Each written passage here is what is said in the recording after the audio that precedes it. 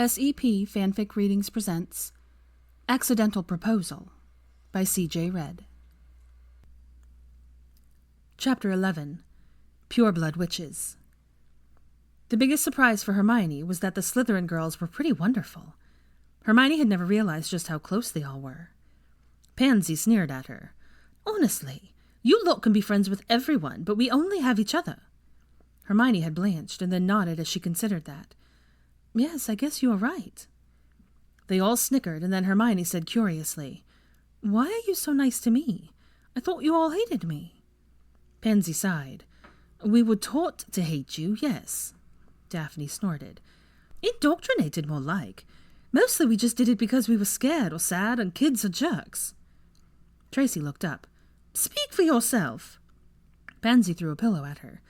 "You should have been a puff. You're too bloody nice to be a snake." Tracy shrugged. "I know." Daphne laughed. "Look, the war changed us too. Watching the Death Eaters, our own parents, act like they did." She shuddered. "It's disquieting." Pansy snorted. "It's disgusting, and we went right along with it like the good little sheep." Hermione paused, not sure what to say. She hadn't thought about how hard it was to have to go against your entire upbringing and your own family. Pansy sighed. "So, we're really sorry, okay? So bloody fucking sorry, and you ended up being one of us, so that's shite too." Hermione nodded and said, "I'm sorry too. I was rather prejudiced against you lot." Tracy smiled at her kindly. "So, now that that's all out of the way, what is going on with you and Draco?" Hermione flushed, and then told them the story about what had happened this summer. Pansy was laughing wildly while Daphne looked scandalized. "Draco is usually so controlled. What a total wanker." This was from Daphne, who was shaking her head angrily. "I hope you kicked him in the bullocks," Tracy said. Hermione shrugged. "Theo beat him up." Pansy sobered. "Oh, shite! Theo must have been furious. What kind of contract did they work out?" Hermione frowned. "Oh, I don't know, actually." Daphne sat up horrified. "What? Hermione, you need to know that sort of thing." Pansy was already standing up. "What's your elf's name? Call her and tell her to get it for you. Theo will have a copy for sure."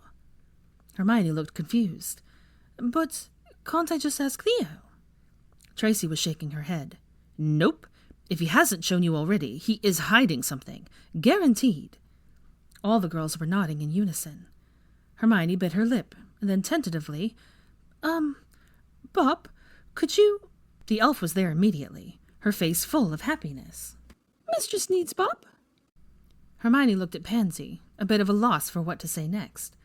Pansy nodded and said briskly, "Bob, your mistress wishes to see the marriage agreement that Draco Malfoy and her brother signed this summer." Bob paused a moment, then nodded and vanished. Pansy shook her head and wagged a chastising finger at Hermione. "You need to sit down and listen to us, because you obviously have no clue how to be a pureblood witch, and that is unacceptable." Daphne nodded and pulled out glasses and a decanter of some tawny liquid. "No kidding, Hermione." Tracy was moving forward, her expression fierce. "I bet they did that on purpose, so that they could get away with stuff. Sit down, dear. We are going to teach you everything you need to know." Hermione sat down, taking a glass and feeling apprehensive. "I guess I just thought if I didn't know about all this that it wouldn't apply to me." Pansy moaned in disgust. "Granger, I could just smack you. Now sit down and let's start your education." An hour later, Hermione's head was swimming with all that they had told her. "So you are saying that people will care about all this stuff? Truly?" All three women nodded, and Hermione drank her glass dry before she said, "But I thought all of you had boyfriends and such." Daphne sighed. "Crushes, yes, but they've never really dated us. That's a huge deal in our world." Hermione gulped and then said, "So you haven't had sex?" The women paused and then laughed. "Oh, we have," Pansy said carefully, "but never with another pureblood." Hermione shook her head. "Wow, I haven't yet." Daphne snorted. "We figured as much." The elf popped back in and they all jumped. "Bob found it, mistress!" she bellowed happily. Pansy walked over and took the small scroll as Hermione thanked the elf profusely and bid her good night. There was silence as they waited for Pansy to finish reading. Pansy's eyes went wide, and she handed it to Daphne, who read it over, and gasped in shock before handing it to Tracy, who looked shocked as well. Hermione started to sweat. "What does it say?" Pansy shook her head. "Draco likes you," she said suddenly, throwing herself down on her bed. "He has to like you a lot." Hermione frowned. "What? Why do you say that?" Tracy was shaking her head as she handed the contract to Hermione. "It's a very one-sided agreement. In fact, Draco really doesn't gain anything from it. It's all about you." Hermione looked down and skimmed the document, trying to get her tired, fuzzy brain to work and understand the legal jargon. "That seems like a very large dowry," she read slowly. Pansy nodded. "Oh, it is, but it stays in your name or goes to your children." Hermione flushed and continued to read. "What's this part here about him not pursuing me for 6 months all about?" Pansy sighed and gestured to Daphne, who spoke up. "It's kind of old-fashioned, but it's basically stating that you are not ready to be courted, and Draco has agreed not to pursue you romantically for 6 months past that date." Hermione shook her head, continuing to read. "It says he can't make me live at the manor." Tracy smirked. "Yeah, which is totally unheard of for a Malfoy bride, or any pureblood bride, really." Pansy frowned. "I didn't get that part." Hermione spoke up. "I was tortured there." Pansy went pale and then said, "Oh, well, okay then." Hermione frowned. "He has to build me a new house. Who does that?" Daphne snickered. "A man in love, of course." Hermione continued to read and rattle off what she could infer. "Our children can bear the Knot or the Malfoy name. I can keep my surname if I wish. I don't have to socialize with his parents.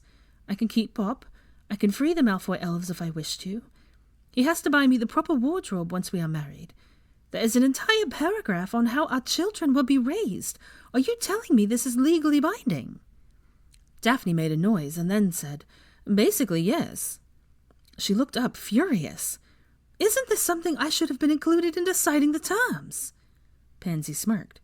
"Why, yes, it is, actually." Hermione glared for a moment at the door and then shoved up onto her feet. "I think my dear brother and fiancé need to explain themselves." She snatched up her wand and left, leaving a stunned silence in her wake. The girls watched in wide-eyed wonder as Hermione stormed out of the room. "You don't think she's going to barge into that dorm, do you?" Tracy asked, horrified. Pansy snickered. "Or hurt them?" Daphne spoke up, pushing herself off the bed. "She has her wand. She might blast in there. That witch robbed Gringotts." The girls rushed out to watch the impending fireworks.